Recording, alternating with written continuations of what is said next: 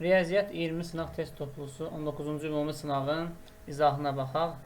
Deməli, birinci sualdan başlayaq. Birinci sualda bizə verib A bərabərdir 3 üstü 7, üstə gəl 3 üstü 10.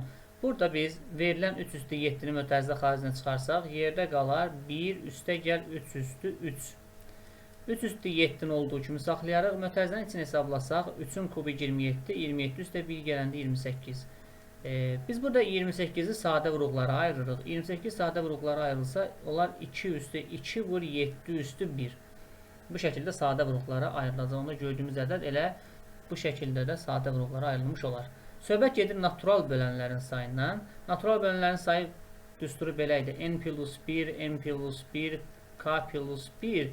O vaxt ki, ədədimiz A üstü M, B üstü N, C üstü K şəklində sadə vuruqlara ayrılsın. Yəni, hər qüvvətin üzərinə 1 gəlir. 7 plus 1, 2 plus 1 və 1 plus 1. 7 üstə 1, 8, 2 üstə 1, 3, 1 üstə 1, 2. Cavab 48. Yəni, C variantı.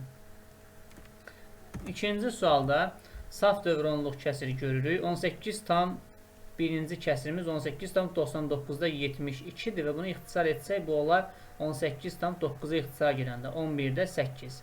Deməli, biz yazırıq ki, 18 tam 11-də 8. Üçüncü kəsiri gətiririk yer dəyişmə edəcək. Üçüncü kəsiri sonra yazarıq. Onlar 7 tam 11-də 3 və çıxılsın 17 tam 19-da 13.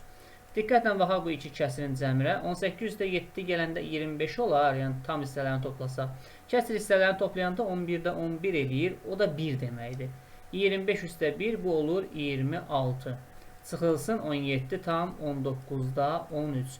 Natural ədəddən qarşıq ədəd çıxmaq üçün biz bu 26-nı 25 tam 19-da 19 kimi yaza bilərik. Məxrəzlər eyni olsun deyə. Bu da 19-da 13. 25-dən 17 çıxarıq 8, 19 qalar yerində. 19-dan 13 çıxanda 6. Doğru cavab C variantı. Növbəti kəsirlər. Deməli, A bərabərdir 30 bölünsün. Kök altında 48-i biz 16 vur 3 şəklində yazsaq əgər, onlar 4 kök altda 3 çıxılsın. 27-ni 9 vur 3 şəklində yazsaq, bu da 3 kök altda 3 deməkdir. Olacaq 30 bölünsün. 4 kökdə 3-dən 3 kökdə 3 çıxanda onlar 1 kökdə 3. Demək, bu da 30-u kökdə 3-ə bölsə, irrasionaldan məxrəci azad etsək, 10 kök altda 3 alınır. Biz burada 10-u kökün altına salsaq, onlar 100 vur 3, 300. Bizdən bunun tam hissəsini soruşur. 300, deməli, kök altında 300 yerləşir hansı ədədlərin arasında? 17 ilə 18-in arasında yerləşir. 17-nin kvadratı 289, 18-in kvadratı 324. 17 ilə 18 arasında yerləşdiyi üçün bu ədədin tam hissəsi 17 olacaq. Sonra gəlir kəsirlərin ixtisarı. Biz nə edəyək? Birinci kəsirin surətində verilən x kvadrat çıx 15x plus 36-nı vuruqlara ayırsaq, cəmi mənfi 15 hasil 36 verən ədədləri axtarsaq, bu 3 və 12 olacaq. Yəni, x minus mənfi 3 və mənfi 12 deyək də, x minus 3, x minus 12 şəklində kəsirin surəti vuruqlara ayrılacaq. Məxrəcdə isə ilk 2 həddən x kvadratı mötərizə xaricinə çıxarsaq, qalar x minus 3, çıxılsın, növbəti 2 həddən 2-ni mötərizə xaricinə çıxarsaq, qalar x minus 3. Kəsirin surət və məxrəcdən x minus 3-ə ixtisar edə bilərik, yəni x 3-dən fərqli olmaq şərti ilə. Yəni, və yaxud da məxrəcdən x minus 3-ü mötərizə xaricinə çıxara bilərdik. Alınar x minus 12 bölünsün x kvadrat çıx 2. Yəni, doğru cavab A variantı olacaq. 5-ci sualda mən bunları ayrı-ayrı yazacağım. Birincisi, kökün altında 13 plus 2 kök altında 42. Bax, bu radikallardan kök çıxarma qaydası necədir? Əgər kökün xaricindəki ədəd 2 vuruğudursa, buradakı ədəd 2 vuruğudursa, biz nə edirik? Bu 13-ü elə 2 ədəd axtarırıq ki, cəmi 13-ü versin, amma hasili bizə versin 42-ni. Bir şərtlə ki, kökün xaricində 2 olsun. Həmin ədədlər 6 və 7-dir. Onda bizim cavabımız elə bundan hazır kök çıxacaq. Kök altda 7 üstə gəl kök altda 6. Yəni, həqiqətən biz bu ifadəni kvadrata yüksəltsək, kökün içərisini almış olaraq. Eyni ilə 13 minus, orada kök altda 168 var. Kök altda 168, 80, deməli, 21 vur 8-dir, hə? 21 vur 8, 168'dən deməli 21 vur 8 1800 üçün 16. 21 vur 8 bundan kök çıxmır. Yox, bir dəqiqə kök çıxaracaq. 21 vur 8 deyil. 8 1-in 8, 8 2-nin 16. Bu da yenə həmin şeydir. Yəni 2 kökdə 42-dir. Bu da elə 2 kökdə 42 deməkdir. Buradan da təzədən eyni şey olduğu üçün kök altda 7 minus kök altda 6 kimi yaza bilərik. Cəm 13-ü hasılı 42 versin. Minus olanda elə çıxma işarəsi qoyuruq. Ancaq birinci böyük yazılacaq. Onda bizim kəsrimizin surəti oldu. Kök altda 7, üstə gəl kök altda 6. Üstə gəl kök altda 7 çıxılsın kök altda 6.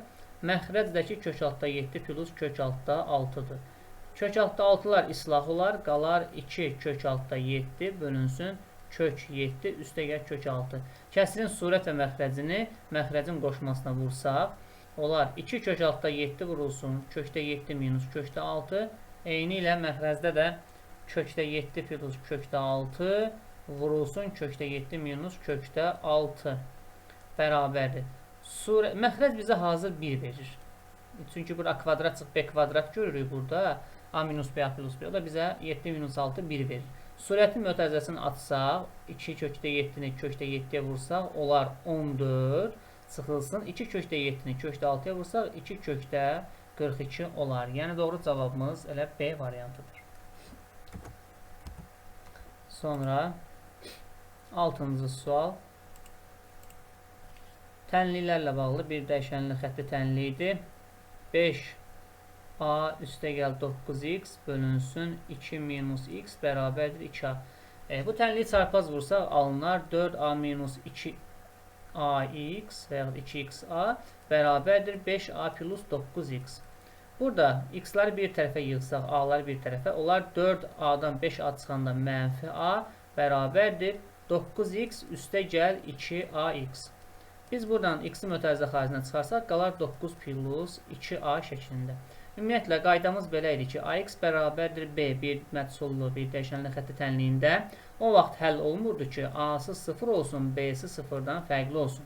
Yəni, x-in əmsalı bizdə 0 olmalıdır. 9 plus 2a bərabərdir 0, buradan alınır 2a bərabərdir mənfi 9, a bərabərdir mənfi 4,5. Yəni, bu ola bilməz əslində. Yəni, burada bir a variantı ilə e variantı oxşardır, yəni çaşdırıcı gələ bilər. Bizə deyir, a-nın hansı qiymətində həlli yoxdur? A-nın mənfi 4,5 qiymətində həlli yoxdur. Mənfi 4,5. Həqiqətən də elə bu qiymətdə bərabərliyin sol tərəfi 0-dan onsuz da fərqli olacaq. Belə, növbəti sualımıza baxırıq. 7-ci sual bərabərsizliklərlə bağlı olan sualdır. X minus 6 kökün altında x kvadrat çıxılsın 9x üstə gəl 14 kiçik bərabərdir 0. Kiçik bərabərdir 0. Bu bərabərsizliyi həll etmək üçün biz birinci bilməliyik ki, kökün içərisi x kvadrat minus 9x plus 14 böyük bərabər 0 olmalıdır. Kök müsbət olduğu üçün gərək bu x minus 6 mənfi olsun ki, yekunda hasil bizə 0-dan kiçik bərabəri versin. Birinci bərabərsizlik olacaq intervallara ayırsaq, yəni vuruqlara ayırsaq x minus 2, x minus 7 böyük bərabər 0. İkincisi isə olacaq x kiçik bərabər 6. Birinci bərabərsizlik intervalla biz həll etsək, hər ikisi daxildir köklər 2 və 7. 8 versək müsbət, 2 ilə 7 arasında bir qiymət 5 verib birinci bərabərsizliyi yoxlasaq mənfi müsbət. Doğru cavabımız mənfi sonsuzluqdan 2-yə 7-dən müsbət sonsuzluğadır. Burada bir dəfə qeyd eləyək. 2, 7, bir də 6-nı da qeyd eləyək. Mənfi sonsuzluqdan 2-yə qədər, 7-dən müsbət sonsuzluğa qədər, bir də ki, ikinci bərabərsizliyimizin həllində x kiçik bərabər 6, yəni 6-dan da kiçikləri rəngləyirik. Bizim burada doğru cavabımız olacaq mənfi sonsuzluqdan 2-yə qədər. Çünki kəsişmə hissəsi burada. Bir də əlavə olaraq bizim bərabərsizliyimizi 7 ödəyir. 7 ödəyir. 6 ödəmir. 6 daxil olmağına baxmayaraq kökün içərisini mənfi eləyir. Ödəmir. Buradakı tam ədədlərin bizdən natural həllərin cəmini soruşur. Buradakı natural həllər 1-dir, 2-dir və 7-dir. Ona doğru cavabımız 10 olacaq. Sonra 8-ci sual. 8-ci suala baxaq. S19'u bizə verib 3, S26-nı bizə verib 31, S45-i bizdən soruşur. Ədədi silsilədə S19 1-dən 19-a qədər olan hədlərin cəmidir. S26 1-dən 26-ya qədər. S26-nı yazıram A1 plus, A2 plus və nəhayət ən axırıncısı A26. Bundan çıxıram deməli S19-u. Yəni A1 plus A2 üstə gəl və nəhayət ən axırıncı hədd A19. Bu da olur 31 çıx 3. Yəni S19-dan S26-dan S19-u çıxdım. Burada müəyyən mötərizəni açandan sonra islahlar aparsaq A1-lər gedir, A2-lər gedir, ta A19-a qədər bütün hədlər gedir. Orada nə qalır? Qalır A20, A21, A22, A23, A24, A25, A26. Bunların cəmi qalır bərabər 28-ə. Burada da bərabərdir 28. Diqqətlə baxsaq A20 və A26.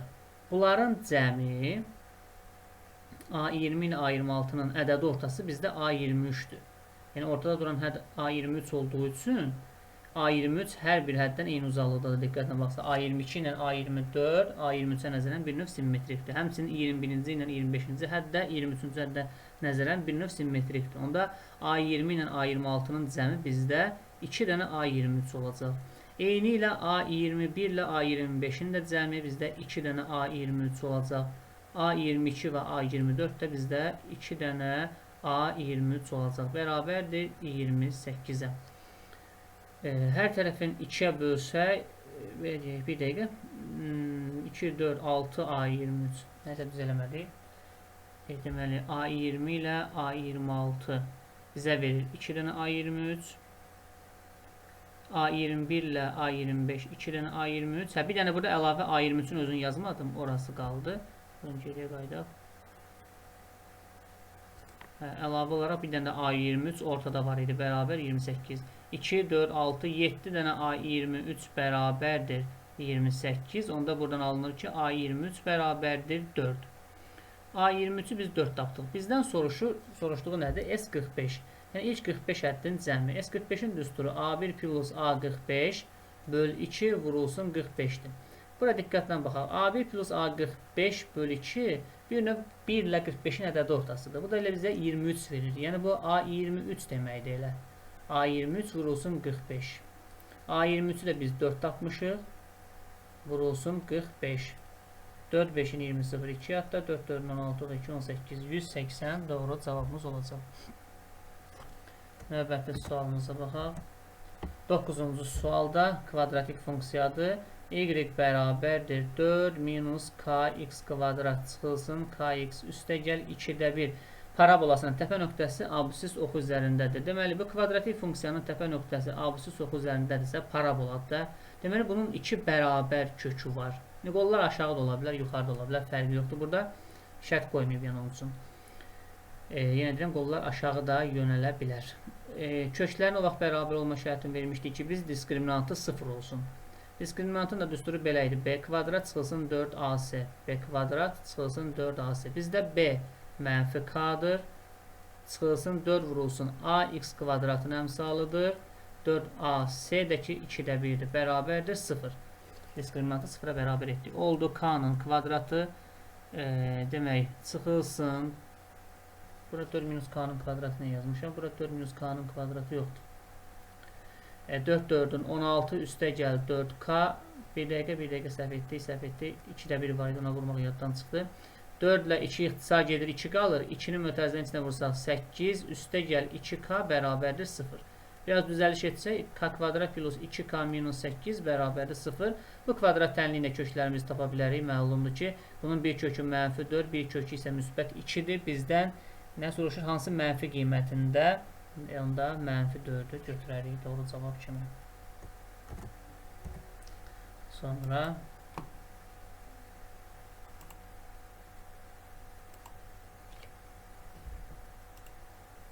növbəti sualımız demək, 10-cu sualda tangensi bizə verib. Tangens x bərabərdir kök altda 5 böl 2. Bizdən 18 kosinus 2x'i soruşur, maraqlıdır. Bunu 2 üsulla, bir neçə üsulla yaza bilərik. mən belə bir şey deyim, dərəcə azaltma düsturuna müraciət edəcəm. Tangens kvadrat x-in dərəcə azaltma düsturu belədir. 1 minus kosinus 2x bölünsün 1 plus kosinus 2x düsturu. Tangens kvadrat x-in düsturu. İndi burada biz demək, tangens kvadrat, tangensi kök altda 5 bölü 2 verirsə, onda bunun kvadratı 4'də 5 olacaq. 4'də 5 bərabərdir 1 minus kosinus 2x bölünsün 1 plus kosinus 2x. Onda bunu biz çarpaz vursaq, belə bir ifadə alarıq da 5 üstə gəl 5 kosinus 2x bərabərdir 4 çıxılsın 4 kosinus 2x. Çarpaz vurduq. Kosinusları bir tərəfə yıxsaq alınar 9 kosinus 2x bərabərdir mənfi 1. Buradan da kosinus 2x'i tapsaq mənfi 9'da 1 alınar. Bizdən isə 18 dənə kosinus 2x'i soruşurdu. Yəni 18 vurulsun mənfi 9'da 1. Doğru cavabımız mənfi 2. Cavab B variantı. Sonra 11-ci sual biraz çətin sualdır. 11-ci sual biraz çətin olacaq. Demək, burada nə edirik? 3 vurulsun. Kosinus kvadratın yerinə 1 minus sinus kvadrat yazıram. Çıxılsın sinus x plus 6. Sonra bərabərdir. Bu mötərizənin atısoyu 3 minus 3 sinus kvadrat x minus sinus x plus 6 şəklində ifadə alırıq. Biraz düzəliş etsək bunu ax kvadrat plus bx plus c şəklində yazırıq. Minus sinus x plus 9. Deməli, biz verilən bax bu bərabərlikdən mənfi 3'ü mötərizə xaricinə çıxarsaq alınar sinus kvadrat x. Burada nə var idi? Deməli, çıxılsın. Mənfi 3'ü mötərizə xaricinə çıxardıram. Qalır üstə gəl 3'də 1 sinus x 3'də 1 sinus x plus 9. Bax, bu şəkildə mənfi 3'ü mötərizə xaricinə çıxartdım. Bərabərdir, mənfi 3 vurulsun. Burada elə bir ki, bir növ t kvadrat plus mötərizənin içərisində 3'də 1 t var. 3t kvadrat plus 3'də 1 t. Biz bunu tam kvadrat ayırmaqla həll edə bilərik. Mənfi 3 vurulsun. Bir də gözləyin, mənfi 3 vurulsun. Bu mötərizənin içərisində biz t kvadrat plus 3'də 1 t kimi fikirləşsək, onda bu olar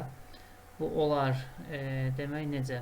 Sinus x üstə gəl 3'də 2'nin kvadratı belə olarmı? Olacaq 6'da 1, üzr istəyirəm, 6'da 1 burada olacaq. Biz bunu 6'da 1 sinus 6'da 1'in kvadratı kimi yazarıq. 6'da 1'in kvadratı kimi. Niyə? Çünki orada sinus kvadrat x buradadır. Hasillərinin 2 misli bizə verəcək 3'də 1 sinus x. Üstə gəl 36'da 1 yaranır burada. Üstə gəl 36'da 1 yaranır. Bir dənə buradan 36'da 1'i çıxıram mən. Çünki b kvadratı buradan çıxdım elə bir. Plus 9 bərabərdir mənfi 3 vurulsun. Sinus x plus 6'da 1'in kvadratı minus 12'də 1 plus 9. Belə bir ifadə aldıq. Biraz da bunu düzəliş eləsək, burada plus olacaq. Plus 12'də 1. Mötərizənin xaricində mənfi 3 olduğu üçün mötərizənin içərisində vurulanda müsbət olacaq. Mənfi 3 vurulsun. Sinus x plus 6'da 1'in kvadratı üstə gəl 9 tam 12'də 1. Belə bir ifadə aldıq. Bundan sonrası sinus x burada yerinə sinus x'in bir dəfə 1 yazarıq. Çünki ən böyük qiymət burada biz sinusa 1 versək. Onda nə alınır? Mənfi 3 vurulsun.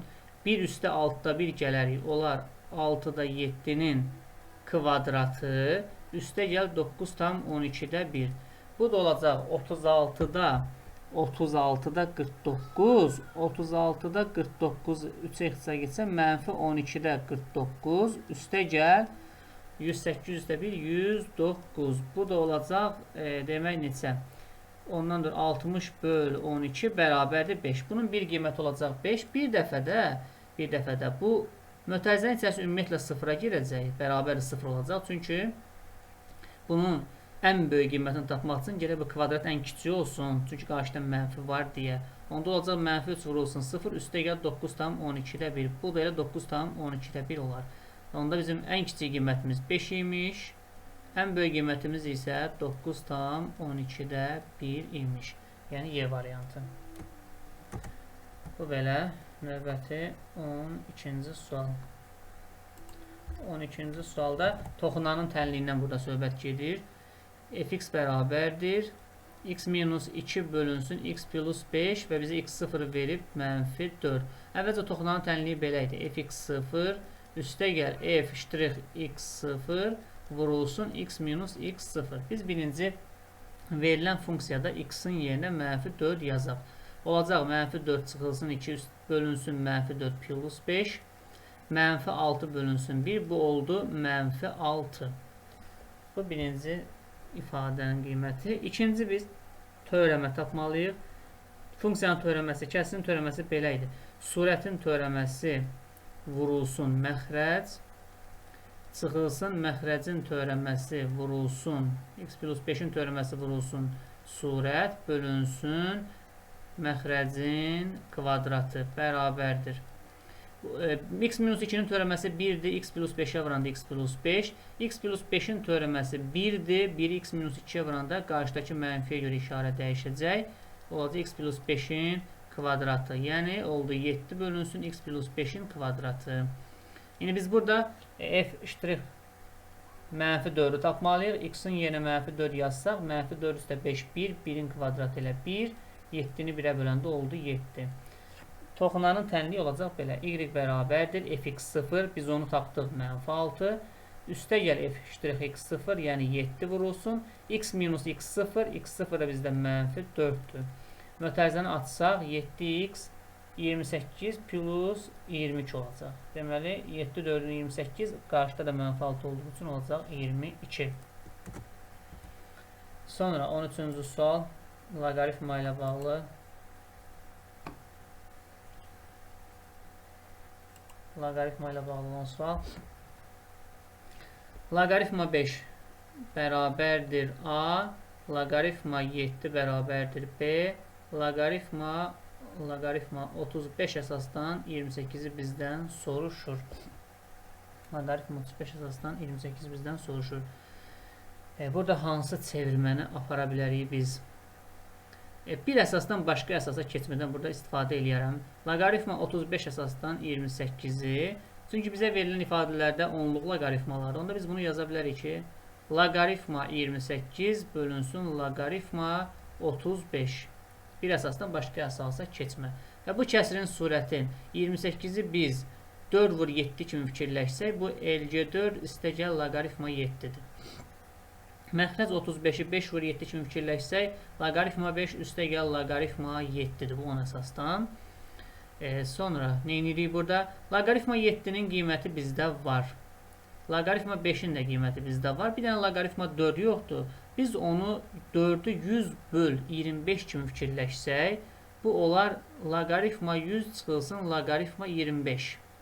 Üstə gəl loqaritma 7 bölünsün loqaritma 5 üstə gəl loqaritma 7. Loqaritma 102'dir. Loqaritma 25 5'in kvadratıdır. 5'in kvadratıdır. Bu kvadrat qarşıya gəlir, olur 2 dənə loqaritma 5. Yəni 2 dənə A. Loqaritma 7 bizdə B'dir. Məxrəcdə də A plus B olacaq. Yəni hansı variant? B minus 2 A plus 2 C variantı olacaq doğru cavab. Növbəti.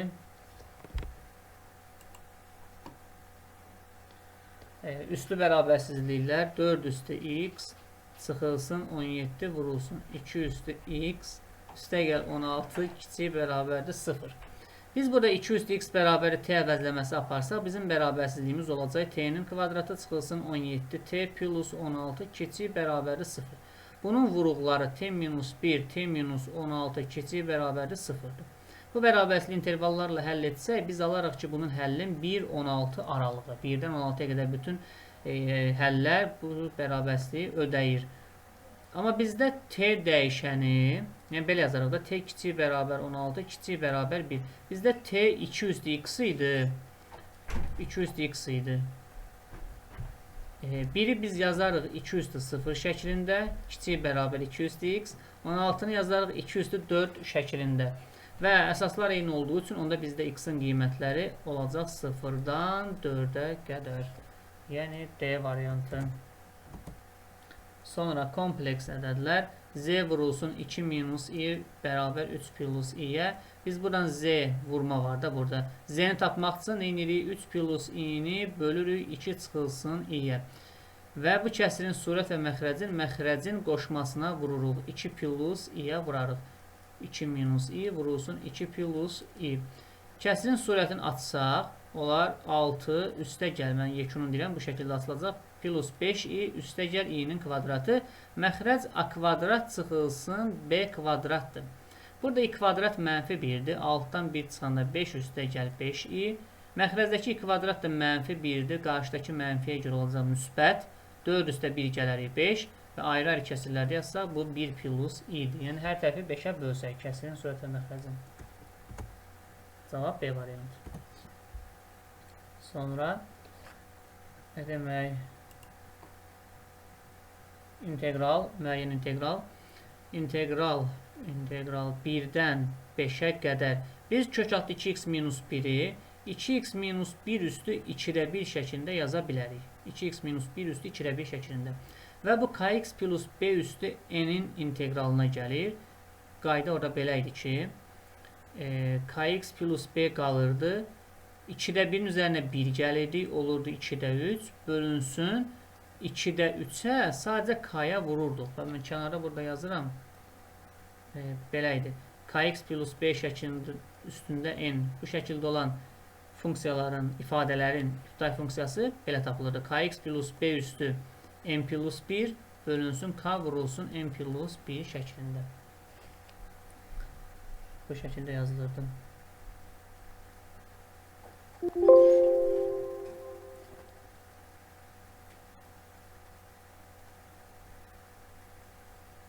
Bərabər, deməli, burada qarşısına sərhədlərini yazırıq. 1-dən 5-ə qədər bərabərdir. Burada 2-lər ixtisar gedir. Olur 3-də 1 çıxardıram integralın ümumiyyətlə ifadənin xaricinə. Sonra x-ların yerinə yazıram 5. Bir dəfə 5 yazsam, olacaq 2, 5-in 10, 10-dan 1 çıxanda 9 üstü 2-də 3.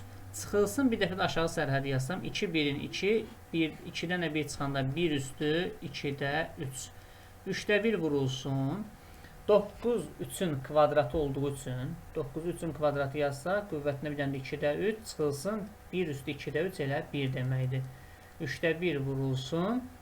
Burada 2-lər ixtisar gedir. 3-ün kubu olur. Çıxılsın 1. 3-ün kubu 27. 27-dən 1 çıxanda 26. Doğru cavab 3-də 26 oldu. Sonra demək 17-ci sualda x kvadrat minus 2x minus 7-ni 0 verib. Biz verilən kəsirin surətin a kub plus b kub kimi yazarıq. 8 2-nin kubu olduğu üçün mən bunu yazaram x plus 2, x kvadrat minus 2x plus 4 məxrəc olduğu kimi qalır. X plus 2-lər ixtisar getsə alınar x kvadrat minus 2x plus 4. Verilən yuxarıdakı ifadədə x kvadrat minus 2x-i tapanda biz mənfi 7-ni sağa atsaq müsbət 7 olar. Onda burada biz x kvadrat çıx 2x görürük. O 7 imiş. 7 üstə də 4 gələndə 11. Bu da belə oldu. Növbəti sualımız Növbəti sualımız 18-ci sual. Mərkəzlər arasındakı məsafə 14, radiuslar 11, 17 olan iki çevrənin neçə ortaq toxunanı var? Ümumiyyətlə, mərkəzlər arasındakı məsafəni O1, O2 qəbul eləyək. Bu 14-dür və bunların radiuslarını, iki dənə çevrənin radiusunun biri 11-dir, digəri isə 14-dür. 17-dir. Əvvəla bunların hansı qarşılıqlı vəziyyətlərdə olduğunu bilək. Biz görürük ki, bunların radiuslar cəmi mərkəzlər arasındakı məsafədən böyükdür. Onda biz burada deyə bilərik ki, bu çevrələr kəsişirlər. Və bunların fərqindən də aralarındakı məsafə fərqindən də böyükdür. Onda bunlar kəsişirlərmiş. Mərkəzlərdə müxtəlif yerlərdədir. İki kəsişən, xaricdən kəsişən çevrənin iki ortaq toxunanı çəkilə bilər. Birini bu şəkildə çəkə bilərik. Tutaq ki, birini də baxın bu şəkildə çəkə bilərik. Doğru cavab 2 dənə ortaq toxunanı var. B variantı. Sonra oturacağının sahəsi kökaltı 3 olan düzgün üçbucaqlı prizmadan söhbət gedir burada. Düzgün üçbucaqlı prizmadan çəkməyə çalışaq. Biraz səliqəli alınmağı üçün görək nə edirik.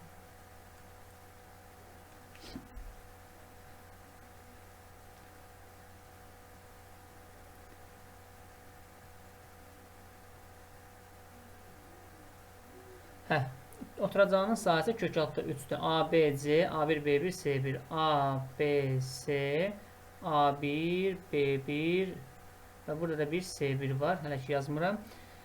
Hündürlüyü 1-dir. Hər tərəfdən hündürlüyümüz 1-ə bərabərdir. Oturacaq bərabər tərəfli üçbucaq olduğu üçün tərəfinə A desək, sahəsi bərabər tərəfli üçbucağın A kvadrat kök altda 3 böl 4 ilə tapılırdı. Bunu kök altda 3-ə bərabər edirik. Kök altda 3-lər ixtisar gedir. Alınır A kvadrat bərabərdir 4. Deməli, oturacağın tərəfi 2 imiş. Deyir ki, A1 təpəsindən, yəni bax buradan BC tilinə qədər məsafəni tap. BC tilindəki oturacağın tərəfidir bizdə. Bura qədər məsafəni bizdən soruşur. Deməli, bunu buradan çək. Buradan belə bir xət çəksək, bax bu perpendikulyar qoyuram bu işarə. Bizdən bu məsafəni soruşur. Neyinirik? A nöqtəsindən də həmin nöqtəni birləşdirsək, elə burada perpendikulyar olacaq. Bu bərabər tərəfli üçbucağın hündürlüyü olacaq. A nöqtəsindən çəkilən perpendikulyar. Buna bir H yazıram. Bərabər tərəfli üçbucağın hündürlüyü A kök altda 3 bölü 2 ilə tapılırdı. A da bizdə 2 olduğu üçün elə hündürlüyümüz oldu kök altında 3. Bu gördüyümüz düzbucaqlı üçbucaqdır. Pifagor teoremi ilə biz yaza bilərik ki, x bərabərdir 1-in kvadratı üstə ya kök altda 3-ün kvadratı. Kök altda 3-ün kvadratı 3-dür. 3 üstə 1 gələndə 4, 4-dən də kök 2. Deməli, 20-ci sualda diametrə perpendikulyar olan vətər onu 2 bölü 3 nisbətində bölür. Deməli, şəkildə görünür ki, mərkəz olsun tutaq ki, burada perpendikulyarlıq işarəsini qoyduq. Diametrə perpendikulyar olan vətər onu 2 bölü 3 nisbətində bölür. Yəni, bura biz 2K desək, geriyə qalan bütöv hissə olacaq 3K şəklində. Onda belə çıxır ki, bizim diametrimiz 5K şəklindəymiş. Onda radiusda diametrin yarısı olduğu üçün radius bizdə 2,5K olacaq. Yəni, buradan bura qədər 2,5K-dır. 3K-dan 2,5K-nı çıxanda yerə qalacaq 0,5K. Neyinirik? Biz belə bir radius çəkirik. Bax, bura bu radiusu çəkirik.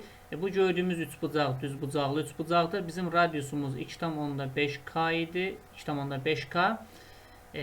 Və bizdən soruşur ki, diametr və vətərin bu çevrəni böldüyü qövslərin ən kiçiyinin dərəcə ölçüsü. Bir növ bizdən bax, bunları soruşur. Bu qövslərin hər hansı birinin dərəcə ölçüsünü soruşur. Bu bucağı alfa ilə işarə edək. Düzbucaqlı üçbucaq görürük burada, bu rənglədiyimiz hissə. Düzbucaqlı üçbucaq və cavabları kosinusla verdiyi üçün həmin bucağın kosinusu bərabərdir. Bitişik katetin hipotenuza nisbətidir. Bu da bizə verir 5-də 1. Onda alfa bucağı bərabərdir. Arc kosinus 5-də 1 şəklində. Cavab C variantı. Növbəti sualımız. İti bucağı 60 diaqonalların kəsişmə nöqtəsindən tərəflərə qədər məsafələri 4 kökdə 3 və 6 olan paraleloqramın sahəsini tapaq. Demək, paraleloqramın çəkdik, paraleloqramı. Diaqonallarını da çəkək bunun, diaqonallarını çəkirik. Diaqonalların kəsişmə nöqtəsindən tərəflərə qədər perpendikulyarlar 6 və 4 kökdə 3-dür. Misal üçün, buradan buraya qədər 6-dır bu perpendikulyar. Digər perpendikulyarımız isə 4 kök altda 3-dür. Eyni ilə biz yuxarıya da perpendikulyar çəksək, o da 6-dır və bu tərəfə də perpendikulyar uzatsaq, bu da 4 kök altda 3-dür. Biz ikinci bir paraleloqram çəkirik, məsələni həll etmək üçün. Demək, həmin o hündürlüyümüz 12 bura olsun, yəni 6, ümumi paraleloqramın hündürlüyü 12 olur və iti bucağı bizə 60 dərəcə vermişdi. Onda belə çıxır ki, bu bucaq bizdə 30 dərəcədir. 60-ın qarşısındakı katet 12-dirsə, 30-un qarşısındakı katet ondan kök altda 3 dəfə az olur. Yəni 4 kök altda 3, 4 kök altda 3. Onda hipotenuz bundan 2 dəfə çox 8 kök altda 3 olacaq. 8 kök altda 3 olacaq. Və bu paraleloqramın digər hündürlüyündə çəkirik. Digər hündürlük də həmin o 4 kökdə 3, 4 kökdə 3 bizdə olacaq 8 kök altda 3. Buradakı iti bucaq eyni ilə 60 dərəcədir. Yenə də burada 30 dərəcə görürük. 30-un qarşısındakı katet hipotenuzu 30 dərəcəlik bucaq qarşısındakı katet 60-ın qarşısındakı katetdən kök altda 3 dəfə çoxdur. 8. Onda burada gördüyümüz hipotenuz, bax bu düz bucaqlı 3 bucaqsın hipotenuz 16 olacaq. Deməli elə alt hissədə, aşağı hissədə 16 olacaq. Paraleloqramın qarşı tərəfləri bərabərdir. Paraleloqramın sahəsi AB sinus alfadır. Yəni bir tərəf 8 kök altı 3-dür, digər tərəf 16-dır və onlar arasındakı bucaq sinus 60-dır. 8 kök altı 3 vur 16, sinus 60 kök altı 3 böl 2-dir. Burada olur 4, 64, 192 doğru cavabdır C variantı. Sonra 22-ci sual. 22-ci sual. Oturacağının sahəsi 30. Söhbət gedir konusdan. S oturacaq bərabərdir 30. Tam səthinin sahəsi S tam bərabərdir 90. Qalanlarını saxlayırıq. Biz bilirik ki, konusun tam səthinin sahəsi S yan üstə gəl S oturacaqdır. Onda biz S yanını tapmaq üçün 90-dan 30 çıxarıb alınar 60. Yine biz konus çəkək. Biraz səliqəsiz ola bilər. Konusu çəkirik. Konusu çəkdik.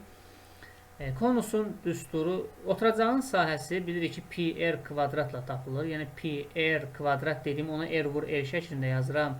Yan səthinin sahəsi isə pi r l şəklindədir. Bunu da biz tapdıq 60. Belə deyək, tərəf-tərəfə bölsək bunları, alınar ki, r bölünsün l bərabərdir 2-də 1. Yəni bunlar ixtisar getdi, bunlar ixtisar getdi, qaldı 2-də 1. Onda belə alınır ki, l 2r-ə bərabərmiş. Yəni bu konusun doğranı 2r-dir, radiusu da ki r-dir. Bir hündürlük çəksək buradan, hündürlük çəksək. Bizdən soruşur nə? Doğranla oturacaq arasındakı bucaq. Yəni bizdən bu alfa bucağını soruşur. Bu düz bucaqlı 3 bucaqda təpə bucaq 30 dərəcə olacaq. Çünki hipotenuz bu katetdən 2 dəfə çox olduğu üçün onda alfa bucağına 60 dərəcə qalacaq. 90-dan 30 çıxdı. Bu şəkildə 23-cü sual, 23-cü sual limitlə bağlı olan sualdır. Bu kəsiri ortaq məxrəcə gətirmək lazımdır. Limit x yaxınlaşır 2-yə. X kvadrat minus 4 elə x minus 2, x plus 2-dir. Onda orta məxrəcimiz elə ümumiyyətlə x minus 2, x plus 2 şəklində olacaq. Birinci kəsirin surəti olduğu kimi qalacaq. Üstə gəl 2x minus 1-i biz əlavə olaraq vurarıq x minus 2-yə. Yəni bu adicə kəsirlərin sadələşməsində x yaxınlaşır 2-yə. Mötərizələri açsaq 2x kvadrat minus x minus 6 üstə gəl 2x kvadrat minus 4x minus x plus 2 bölünsün x minus 2 x plus 2 bərabərdir limit x yaxınlaşır 2-yə. Məxrəc qalır yerində x minus 2 x plus 2 surətdə baxsaq olur 4x kvadrat minus 6x minus 4 şəklində ifadə bərabərdir limit x yaxınlaşır 2-yə. Surətdən biz 2-ni mötərizə xaricinə çıxarsaq alınar 2x kvadrat minus 3x minus 1 minus 2 məxrəzdəki olduğu kimi x minus 2 x plus 2-dir. Yenə də limit x yaxınlaşır 2-yə. Biz sadəcə kəsirləri sadələşdiririk hələ ki. Kəsiri sadələşdiririk. 2 vurulsun. Surətin vuruqları olacaq bu şəkildə. Deməli, a vurulsun x minus x1, x minus x2 şəklində ayrılır vuruqlara kvadrat 3 hədli. Burada a 2-dir. 2 vurulsun. X minus bunun bir kökü 9, 25, 3 minus 5 mənfi 2 yarısı 3 minus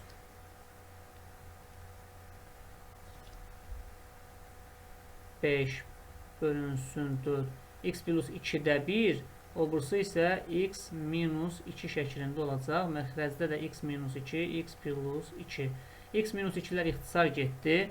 Limit x yaxınlaşır 2-yə. 2, 2-nin 4. 4-ü mötərizənin içinə vursaq 4x plus 2 alınar. Məxrəcdə də x plus 2. İndi x-ların yerinə 2 yazsaq 10 surətdə eləyər. 4 məxrəcdə olar 2 tam 10-da 5.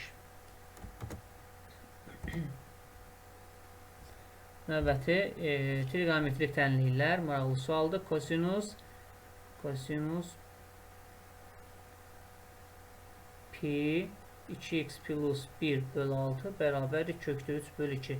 Kosinus x bərabərdir a tənliyinin ümumiyyətlə həlli belə idi. Müsbət mənfi arc kosinus kökdə 3 bölü 2 arc kosinus kökdə 3 bölü 2 plus 2 pi k. Sadəcə burada pi bölünsün 6 2x plus 1 bərabər yazmalıyıq. Bu da bizə verir pi bölü 6 2x plus 1'i saxlayırıq. Sağ tərəf olacaq müsbət mənfi 30 dərəcədə bu alır. Pi bölü 6 plus 2 pi k. Hər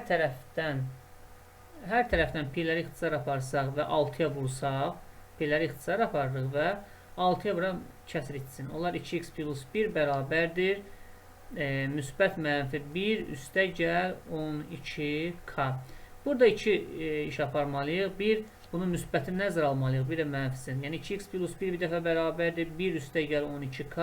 Bir dəfə də 2x plus 1 bərabər mənfi 1 üstə gəl 12k. Yəni müsbət mənfi olduğu üçün hər iki hala baxırıq. Buradan alınacaq x bərabərdir 6k. Buradan alınır.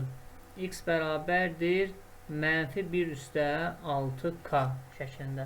Burada k'ya 0 versək, x-imiz 0 eləyir. K'ya 1 versək, x-imiz 6 eləyir. Görürük, ən kiçik müsbət kök bu olur burada. Bu tərəfdə k'ya 0 versək, x-imiz mənfi 1 eləyir. Bu mənfi kökdür. K yazmalıyam. K'ya 1 versək, x-imiz 6, 1'in 6, 6'dan 1 çıxana 5 eləyir. Daha kiçik kök burada yaranır. Deməli, bizdə x bərabərdir 5 imiş. Ən kiçik müsbət kök. Bu belə. Növbəti 25-ci sual. 25-ci sual. Sinifdə 24 şagird var. Deməli, cəm şagirdlərin sayı bizdə 24'dür. Əlaçılar bilmirik sayın, əlaçıların sayını x deyirik. Əlaçıların faizi tam ədədlə ifadə olunur. Əlaçıların faizini tapmaq üçün biz əlaçıların sayını ümumi şagirdlərin sayına bölüb 100%-ə vurmalıyıq. Burada nə baş verir? 100 ilə 24 ixtisar edir 4'ə. Olur 25 vur x bölünsün 6. Əlaçıların faizi tam ədədlə ifadə olunur. Bax, bu faiz tam ədəddir bizə deyir. Və ən az nə qədər əlaçı olduğunu bizdən soruşur. Yəni, x-in ən kiçik qiymətini bizdən soruşur. Məlumdur ki, bu ifadənin tam olması üçün 25 ilə 6 ixtisar getmir deyə x gərək 6 olsun ki, 6'lar ixtisar getsin, ən kiçik qiymət 25 alsın. Başqa orada ədəd olmaz ki, 6'dan kiçik heç bir natural ədəd tapa bilməyəcəyik ki, biz ixtisar getsin və cavabımız da tam eləsin. Bunun ən kiçik tam qiymət 6 olacaq. Növbəti sualımız 26-cı sualdır. Bu hazır bir qaydadır deyək. 3x üstə gəl 1 bölü x üstü 8. Atılışında ən böyük binomial əmsal ortadakı olacaq. Kombinizon 8 elementdəndir. Bu qədər. Ən böyük binomial əmsal ortada duran hədd olur. O da kombinizon 8 elementdən 4'dür. Açılışı belə idi. Böyüyün faktoriyalı surətdə məxrəcə keçiyin faktoriyalı vurulsun bunların fərqinin faktoriyalı. 8 faktoriyalı 8'dir, 7, 6, 5, geriyə qalanlar 4 faktorialdır. 4 faktorialın birini saxlayıram, digərini isə açılışını yazaq. 4 faktoriallar ixtisar gedir. 3'ü 2'yə vursaq burada 6 eləyir. 4 ilə 8 ixtisar gedir, 2 qalır. 2, 5'in 10, 17'nin 70 olacaq doğru cavabımız. Növbəti sualımız 27-ci sual. Birincisi verib bizə A370. A370 nöqtəsi. A nöqtəsi deyir OY oxu üzərindədir. Xeyr, bu OY oxu üzərində deyil. A nöqtəsi OXY müstəvisi üzərindədir. Bəli. Bəli, burada A nöqtəsi OXY müstəvisi üzərindədir. Biz də danışmışdıq ki, qaydamız belə idi. Həm orada x, həm də y iştirak edir. Z 0'a bərabərdirsə, deməli, bu nöqtə OXY müstəvisi üzərində olacaq. Digər variantlar bura uyğun gəlmir. Yəni, 1'ə uyğun gələn variant B variantıdır. İkincisi, verib mənfi 3, 0, mənfi 4. Burada isə görülür ki, y 0'dır. O, x, z müstəvisi üzərindədir. Belə bir cavab yoxdur burada. Buna uyğun gələn variant bir dənə C variantı olacaq burada. 2'yə C uyğun gələcək. Niyə? O y oxuna qədər məsafə deyir 5'dir. Qayda belədir ki, məsafəni D ilə işarə etsək, bizdən o y oxuna qədər deyir. O y oxuna qədər məsafə deyəndə x-in və z-nin kvadratlar cəmini toplayıb kök alırıq. Bu da 5'ə bərabərdir. Bir də qaydanı deyirəm. O x oxuna qədər məsafə deyəndə kök altda y kvadrat plus z kvadrat, o y oxuna qədər məsafə deyəndə x kvadrat plus z kvadrat kökün altında, o z oxuna qədər məsafə deyəndə x kvadrat plus y kvadrat kök altında olacaq. Yəni buna həm də uyğun gəldi. Heç birine uyğun gəldi. C bunu dedik. Üçüncüsü A -0, -4, -7 nöqtəsi. -4, -7 nöqtəsi. Burada görürük ki x-i 0-a bərabərdir. Onda bu yerləşir o, y, z müstəvisi üzərində. Yəni 3-ə D variantı uyğun gəlir hələ ki. Bir də burada A nöqtəsindən o, x, y müstəvisinə qədər məsafə deyir. A nöqtəsindən o, x, y müstəvisinə qədər məsafə deyirsə, o, x, y müstəvisinə qədər məsafə deyirsə, artıq burada yadda saxlayaq ki, modul z-ni soruşur bizdən, modul z-ni. Yəni 7 olacaq məsafəmiz. Yəni D və Y uyğun gəldi. 28 və 29, 30-cu sualların izahı qısa video şəklində, short şəklində paylaşılacaq kanalımızda. Çox sağ olun, diqqətiniz üçün.